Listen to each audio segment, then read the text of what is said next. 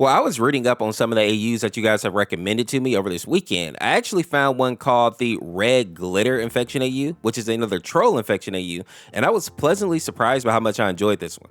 The whole series is hand sketched and it's pretty short, but it's definitely worth checking out if you have the time. Now, this story actually starts 3 days before this outbreak hits this AU, and we see that it's nighttime and we're outside the Pop Village. And then we see this bird's leg come into view, which can obviously be bad news, especially when you consider that they used to eat trolls. Next, we see Poppy is in her bed sleeping, and then we see this eye of the Virgin watching her, which isn't creepy at all, right? Luckily, she's able to wake up before she gets grabbed, and while she is running away, we see the outline of this Virgin watching her, saying, "Come back, Poppy." But what's even more creepy is that an infected creek is sitting in the Virgin's pocket, saying, "We are so hungry." Which confused me at first because it seems like the two of them are working together, but it will make more sense soon. The next thing we see is Poppy running towards a cliff edge, and having no real other options, she jumps off, and luckily she makes it into the water before the Virgin can grab her. The last thing we see is Branch finding Poppy's headpiece, looking distressed because he doesn't know what happened to her. In the next chapter, we see that this outbreak has been raging for a while now, and Branch is thinking about all the friends that he has lost so far. Biggie being the first character that we see, and he is definitely living up to the name. Also, we see that he ate Dinkles, giving us our first hint that this virus may not just turn trolls into zombies, but instead it increases their hunger and makes them lose their sanity. Because of course, that's the only way that Biggie would eat his best friend. Next, we see Floyd, and I don't think that this guy actually ended up being infected, but in this universe, they simply were not able to release him from this little glass prison that he was in. And if this doesn't look familiar to you, if you watch the Trolls Band Together movie, I believe is what it was, you'll actually get to see him like being locked in this little perfume bottle. Velvet and Veneer are definitely infected, and the artist managed to make them look super creepy here. I love the art style. After that, we see Branch mourning over Poppy, because while we know that she's safe, he believes that she's either infected or worse. But then he hears her voice yelling, "Branch, over here," over and over again. Hearing this, Branch takes this little elevator up to the surface, screaming for Poppy to hold on.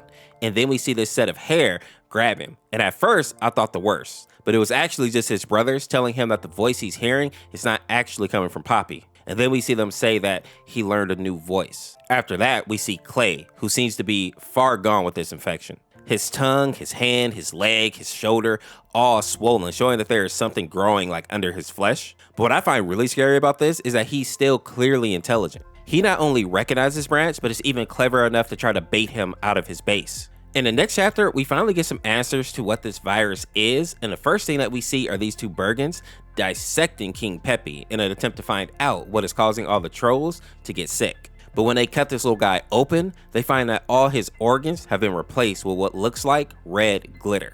And just as glitter is prone to do, it gets everywhere. And now that these two doctors have some clue as to what's going on here, they decide to tell the king and queen.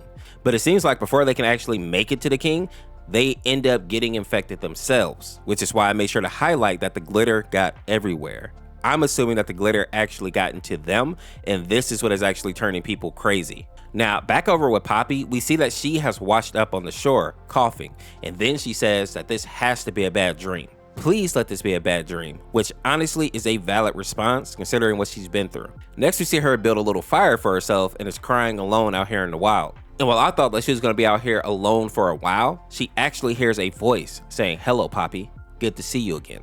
And it took me a second to realize that this is Chaz. Poppy warns him to stay back, but he doesn't listen, and he starts to play a little tune on his flute. And while she's covering her ears, we see Chaz start to charge towards her. And I was actually surprised and a little bit proud to see Poppy pick up a stick and charge right back towards him, screaming all the while and then plunging that stick right into his chest. And as Poppy is standing over his body, she says, "I'll always get back up again." And if I remember correctly, this is from one of her songs where she is lost in the wilds in the original Troll movie.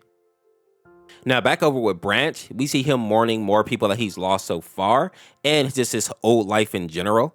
And then we learn that Barb has been infected and her face looks like it has been chewed away. After that, we see Bruce and we learn that he was forced to leave Vacate Island without his family because of his infection. And the Cloud guy has been missing for weeks now, but was also infected last time he was spotted. The only good news for Branch in this chapter is that a body of an infected has been found. And we get to see that this is Clay, who we know was taken out by Poppy. So on the way, even though Poppy is away from the village, she may have given Branch and the other trolls a little bit of hope, because at least now they know that they can take these guys out if they have to. In the next chapter, we cut back over to Poppy, and she is walking through different areas alone, very similar to the scene in the movie. And while she doesn't run into any trouble for a bit, she does notice that everything is not well in her world right now. I mean, just looking at this snake dude right here, it actually looks like somebody has been chewing on a part of his body. But even with seeing this, Poppy is still determined to make her way to Branch. And then suddenly, she hears Branch's voice calling out to her, asking where she is. And for a moment, Poppy is excited, thinking that Branch has found her, only for that illusion to be broken when a tongue zips out of nowhere and grabs onto her leg. And then we see that it is Clay again. Now at this point, Poppy realizes that she's fallen into a trap and tries to get away from Clay while he is slowly pulling her in, saying, "Isn't this fun?" Slowly we see Poppy begin to lose her grip, begging for anybody to help her, until she's lifted into the air, seemingly unconscious. And while at first I thought that this was the tongue carrying her away, after looking closer, I think that these are bubbles, which means that the Funk Troll's ship may have come to rescue her. And in the next chapter, we get to see Poppy wake up in this empty room, and while she is confused, she seems to be safe.